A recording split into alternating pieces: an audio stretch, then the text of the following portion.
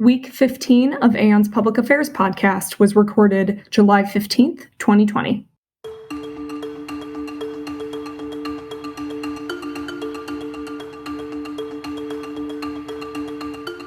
Hello and welcome to the Aon's Public Affairs podcast. Daniel Serota out of Chicago, Illinois. I am joined by my good friend, Jillian Slyfield, Digital Economy Practice Leader at Aon, someone who I've worked with a lot and is an expert in the gig economy space. Jillian, welcome to the podcast. Thanks, Daniel. Glad to be here. So Jillian, let's dig in. I really think we're at an interesting moment. We've been in a pandemic. You know, the gig economy is something that is going to be looked at as states start to reopen. The economy starts to get back and going. Can you talk a little bit about what is the gig economy and also how is it different from, the traditional independent contractor? Well, independent contractors and gig economy have been around for about as long as work has been around. But gig has now come to really represent kind of short-term contracts, temporary work, and often flexible by the minute, by the hour, or by the project type of work. So although it could be a knowledge worker, it's often someone who is a little bit lower skilled and might be something like a delivery driver or a dog walker or someone willing to perform an odd job.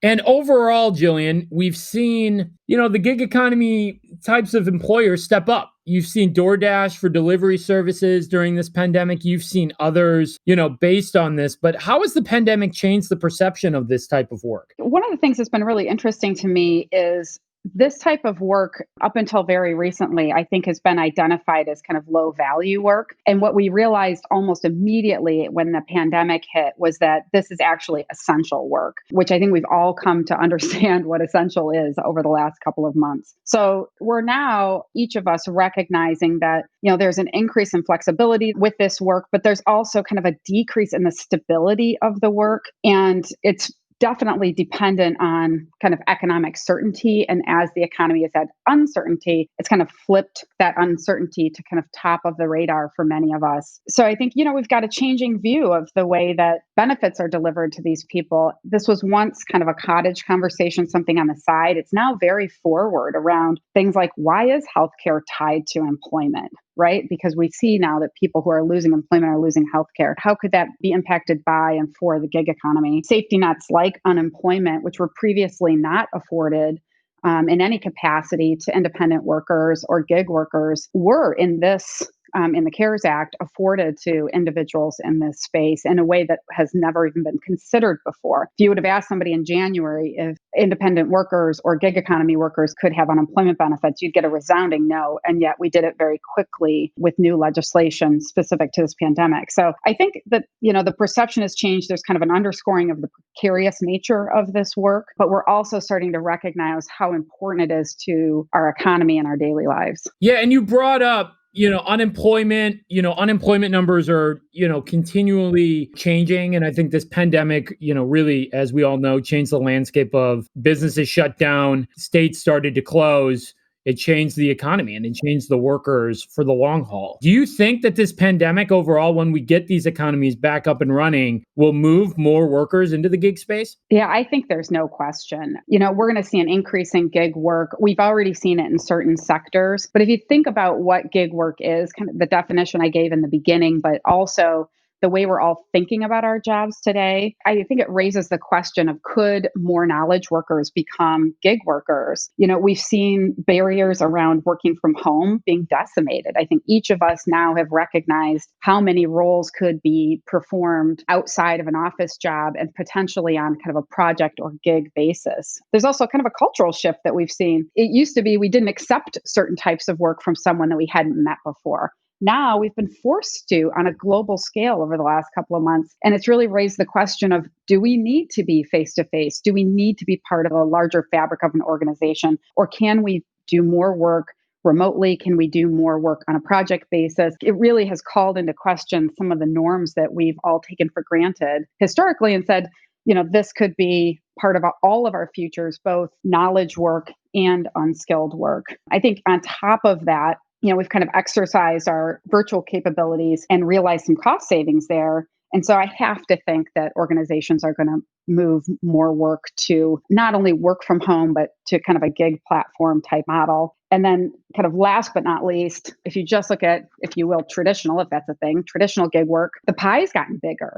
Maybe I wasn't somebody who was willing to get my groceries delivered to me before, or maybe I even liked grocery shopping historically. But through this pandemic, I've now used a grocery delivery service. I would imagine that many people will continue to use those services either exclusively or as a part of their lifestyle going forward. So I think we've really expanded the pie for this type of employment on a go forward basis. And as the economy seems to open up, I think you brought up the good point of people will continue to use it even after this pandemic. But how do you think gig workers will help aid the economy, post COVID moving forward? Yeah, well, as I mentioned before, kind of the delivery of everything, whether it's kind of your Amazon services, goods, prepared food, restaurant food, groceries, there's now this delivery of everything. So I think that will help the recovery, particularly for businesses that have been shuttered from individuals coming into their facilities. Now you've got this delivery element that's possible that didn't used to be available. You've also got this flexible kind of ready to work workforce available to do whatever's necessary and not necessarily needing to do what they did pre-pandemic. So I think we've got this great workforce available to us for whatever's needed as we go forward, which could be very helpful. It's also an opportunity for those who've lost their jobs, whether it's skilled or knowledge work, as we talked about before, or unskilled work, to enter back into the workforce either on a temporary basis while they look for a full-time permanent role, or just to make the decision that they're going to use this kind of work as their full-time employment going forward from here. So I think one of the opportunities with platform-enabled work is to get revenue from an underutilized asset, right? I can use my car in a car sharing platform. I can use my home in a home sharing platform. So I think, we might see the gig worker community and platforms in general expanding as we're all going back to work and as we really need that economic recovery as a way to earn money in addition to, or kind of as a side hustle to whatever the primary employment is. So Jillian, where do you see the future for this space moving forward? Well, I think we've got a really great opportunity to expand the pie, as I had mentioned before, and many people who are now kind of introduced for the first time into gig work, whether it was kind of abruptly because of the loss of a job or in a planned way. And we talked about the benefits of some of that workforce as well. One benefit that I had thought of after was how interesting it is that now that we've got individuals who are trying to school their children at home at the same time, that you've got a knowledge worker who's trying to do a job while also educating children, provides an opportunity for knowledge gig work. So there's a real interesting intersection there. But when you're looking at the future, we talked about the fact that there's some uncertainty in the economy and that's negatively impacting and disproportionately impacting this workforce. And so it's been an opportunity for platforms historically to try to provide some kind of a benefit structure to their workforce. And by benefits, I use that term very, very broadly, but I'm thinking of things like a minimum wage or contributions to healthcare or subsidies for healthcare, occupational accident or some kind of workforce injury product if they're injured on the job. But there hasn't been a marketplace for that. And frankly, regulation has stood in the way of many companies participating in the way that they wanted to. So when we look at the future, I sit here in San Francisco, California. One of the big conversations today is around the definition of independent contractor or employee and what that means. And then there's also a proposal out, Prop 22, that'll happen in November, potentially reshaping the new AB5. But I think what's interesting about that is that in each path forward on this AB5 and Prop 22, we see a willingness and a desire from the platform entities to participate in the benefit structure, the types of things I mentioned earlier of that gig workforce. So when I look at the future, I say this pie is going to expand. We're going to see more knowledge workers entering. And oh, by the way, that might just work better for everyone involved, particularly with economic uncertainty, particularly with things like children at home and other kinds of responsibilities that we didn't anticipate even 6 months ago, and a greater collaboration between the regulatory environment, the platforms that are helping to coordinate this work, and the individuals themselves. So I think it's a really exciting time for these type of workers to come together. I might add on to that too, that when we're kind of thinking about the innovative and resilient ways that these workers are coming together, I look at things that had a jump start before the pandemic and are now just proliferating. So I think of things like telemedicine or online customer support, two things that were good ideas before and are necessities today. Delivery we've talked about, but how about contact tracers? Like now we've got contact tracers all over the globe.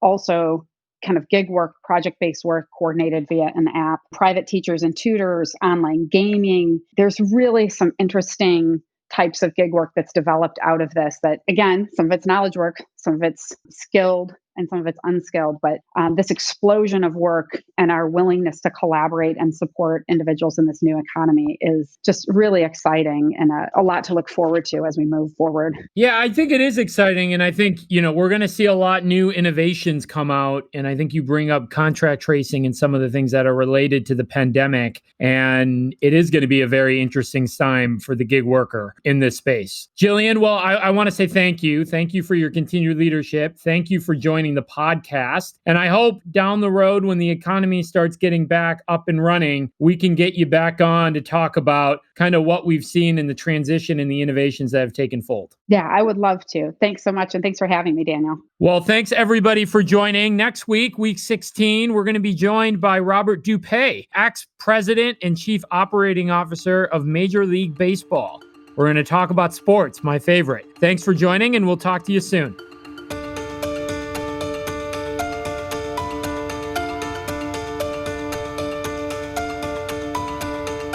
This information is a resource for Aon clients and business partners. It is intended to provide general guidance of potential exposures and is not intended to provide legal, regulatory, or medical advice. Due to the dynamic nature of infectious diseases, Aon cannot be held liable for the guidance provided. We encourage listeners to seek additional information from credible sources. Thank you.